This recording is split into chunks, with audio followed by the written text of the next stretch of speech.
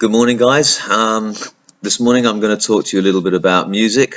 There have been a few posts. I'm going to talk fast because apparently you've only got an attention span of 2 or 3 minutes, but this is going to take a little longer. There have been posts on Facebook as to what's going on with the South African music industry and, why musicians can't make money here. Well, first of all, let me just tell you this. There is no such thing as a South African music industry. The only music industries that exist are in America or in the UK. And if you don't live there and if you're not part of that big Hollywood machine, you've got no chance of making money. Another thing is this. Are you being creative enough, or are you just copying what's come before 30 years ago? There's a lot of bands out there just playing the same old crap that's been done 30, 40 years ago in other countries around the world. The other problem is, of course, you're simply not taking enough drugs. You can't be creative and unique if you don't take drugs. Okay, that's a given. So go out there, take loads of drugs, and maybe you'll stand a chance of becoming successful.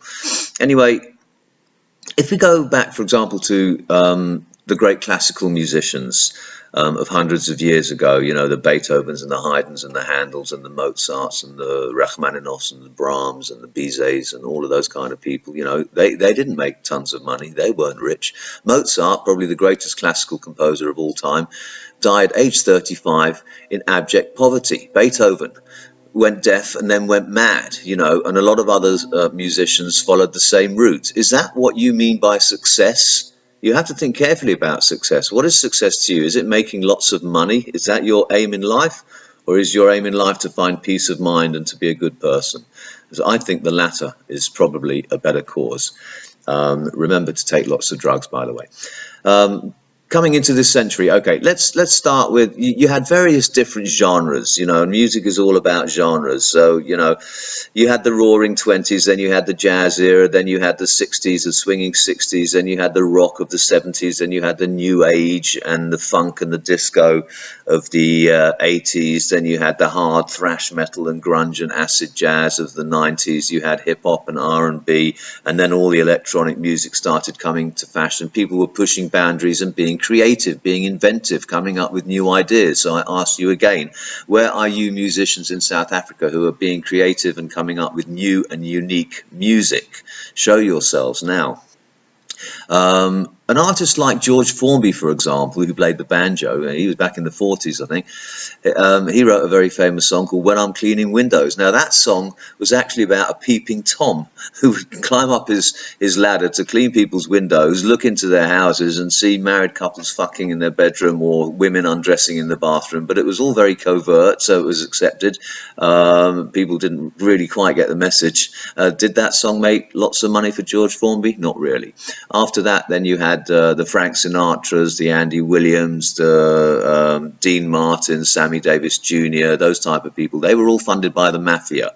The mafia cottoned on to the fact that people would buy records. By then now records were in popular usage, so you could record music, listen to it in the privacy of your own home. But records were expensive, so the mafia invested a couple of million in these guys, these pretty boys, and they made 10 times their money back, and ever since then music has been a business. Then you had Elvis Presley.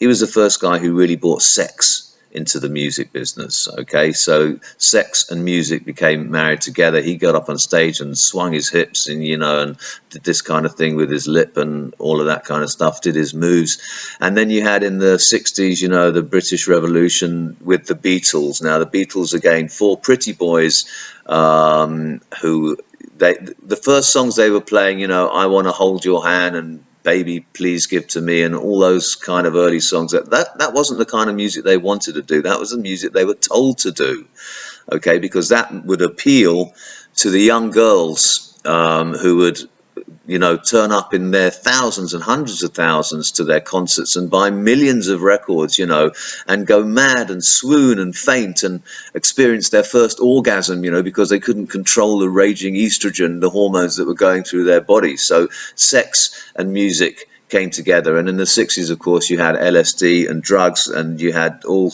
crazy things happening, David Bowie and Iggy Pop and songs like Itchy Park, absolute mad stuff going on. And after that, you had the famous, there were Bohemian Rhapsodies, there were stairways being built to heaven, there was that great concept album, The Wall.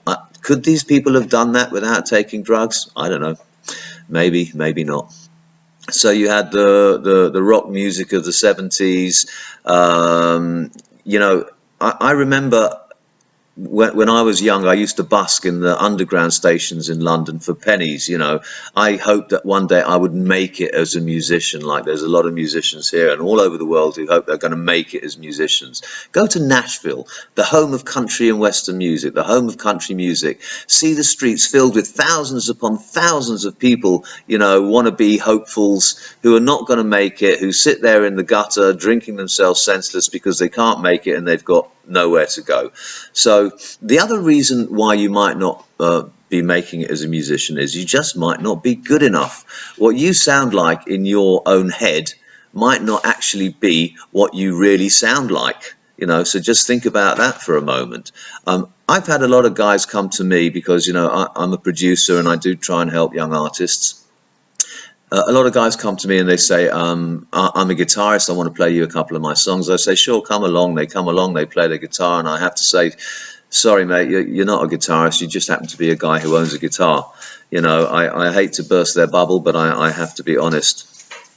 So unless you're part of the Hollywood machine, you're not going to make it. It's plain and simple. Have you ever heard of a musician from Germany or from Switzerland or I don't know, Italy or Afghanistan or Libya or Peru? Have you ever heard of a famous band from any of those countries? No. Why? Because they don't live in Hollywood.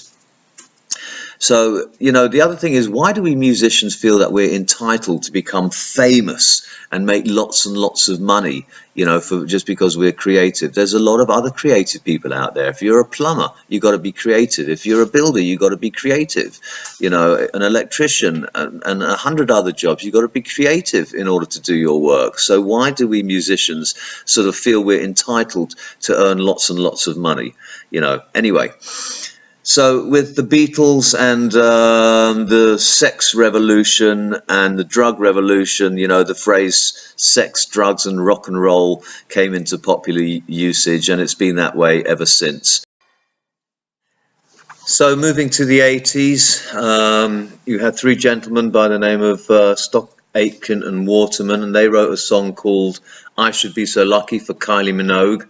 And they were probably the first people who really started destroying the music industry. They were rich men who had expensive toys, big recording studios. They churned out one crap song after another and found all these pretty girls and pretty boys, many of whom were TV stars. And they invested a couple of £1 million in each of these people in order to make back, you know, 10 million.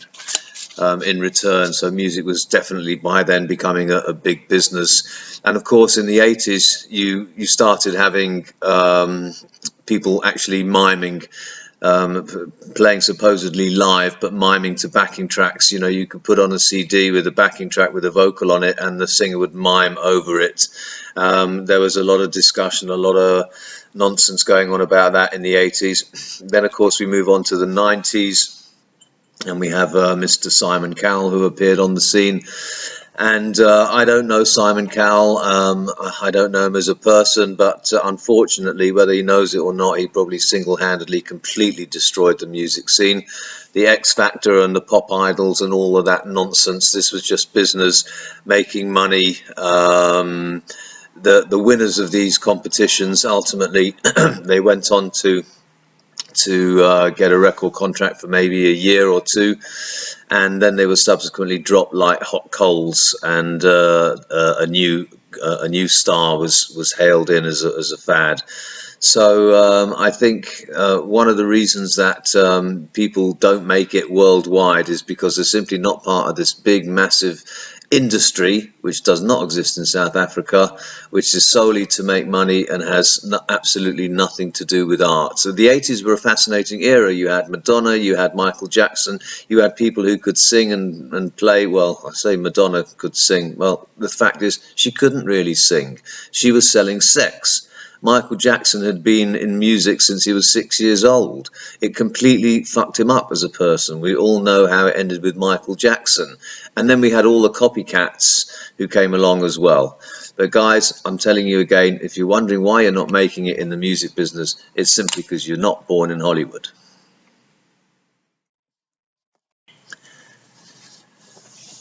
So for those of you that have been paying attention, you'll have noticed the change of clothes and the change of hairstyle. This is because I'm doing this portion of the video today, which is now tomorrow. The rest of it I did the day before today, which was yesterday. Yeah, that's right.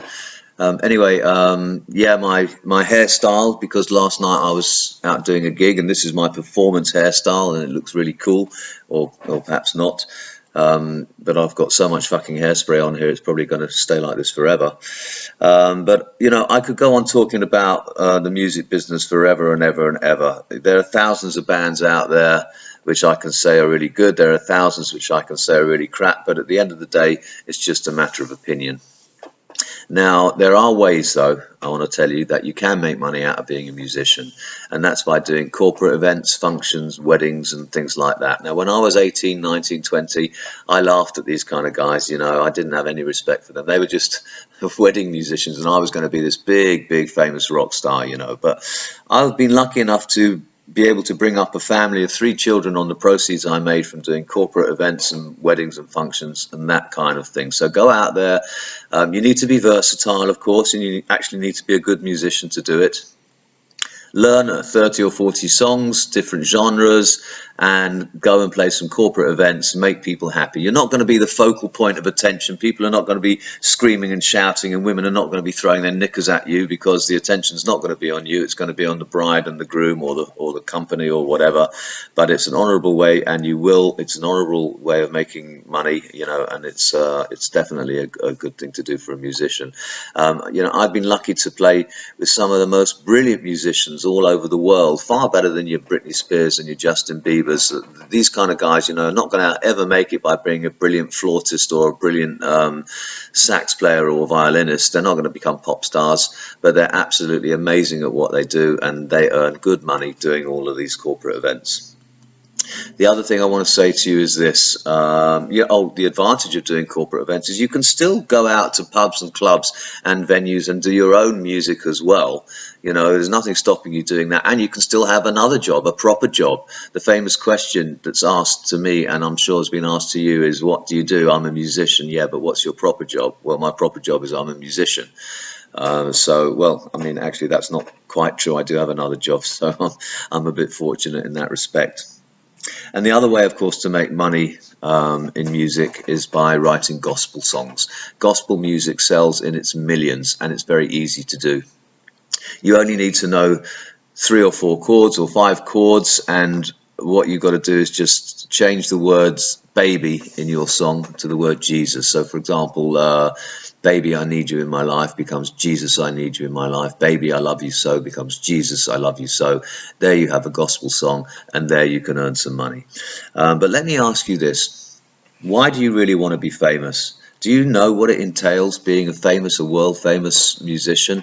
Do you want to be a recluse in your own home because you can't go out your front door because the paparazzi have been sitting there all night trying to take photos through your bedroom windows? You can't go to the shops, you can't walk down the streets for people accosting you and wanting your autograph and wanting selfies taken with you. Is that what you really want? Think very, very carefully about it, because, you know, you might get what you wish for. There are bands, obviously big bands, playing around South Africa. You've got Just Ginger, you've got Prime Circle, the Parlour Tones, you've got Fuck Off Police Car, Johnny Clegg, Arno Carstens, you've got Karen Zoid, you've got famous or the infamous Steve Hoffmeyer, Jeremy Loops, Matthew Mole, Al Bear. But these guys, you know, they've been going around for years and years and years, 15, 20 years. So I ask again, where are the new, inventive, creative, unique musicians in South Africa?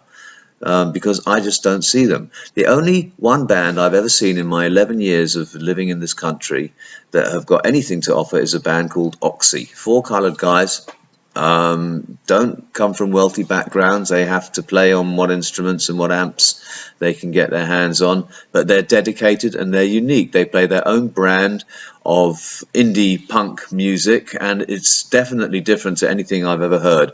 But will they ever make it big in South Africa? Will anybody take a chance investing 30 million rand to try and make a couple of 100 million rand back? Regrettably, I don't think so. So guys, if you're listening in, move to Hollywood. The final thing I have to say is this. Why do you musicians feel the need to become famous, to be renowned, to have the adulation and admiration of cheering crowds, you know, to have the satisfaction of selling thousands and millions of records? It would suggest to me that it's something to do with the fact that you've got very low self-esteem and low self-worth. If you need the approval of other people, then there's something going on there. It means you don't feel good enough about yourself. So rather than trying to be a musician and spending all your time moaning and complaining and whining about the state of the South African music industry, I suggest you get yourselves into therapy and work on your self-esteem. Signing off, have a good day.